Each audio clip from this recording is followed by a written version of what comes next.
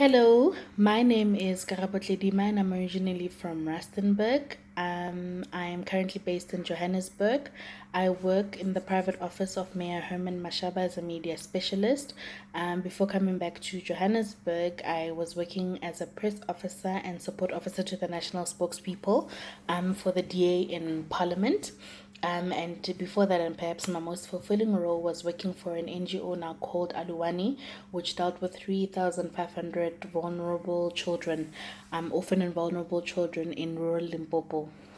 And what was most fulfilling about that, working for that organization, was that it focused on capacitating communities so that they're able to stand on their own, so that when we left, they wouldn't fall apart and programs wouldn't fall apart because there was no capacity building within those communities themselves.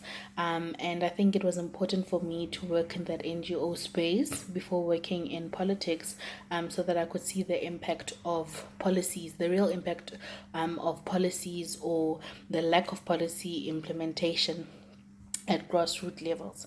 I think the biggest challenges facing the people of our country are the impact of corruption, and which comes out as manifests itself as a lack of service delivery, people being trapped in cycles of poverty. I genuinely think that there is a niche.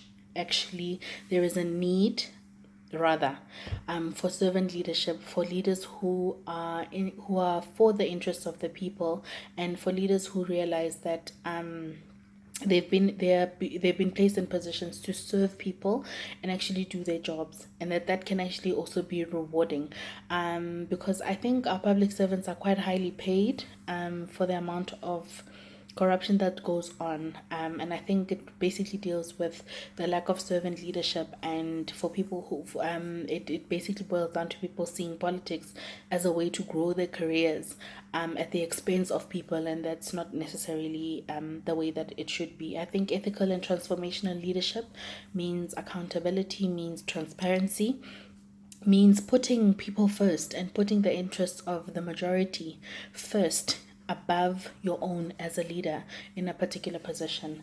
And I think I've impacted my communities through servant leadership. Whichever community I've been fortunate in being in, I've made sure that I serve that community in whatever role that I'm given, whether it's through a church program, whether it's through an NGO. I completely believe in volunteerism, and I believe that leadership is honed when leaders encounter people on the ground and encounter the challenges that people encounter.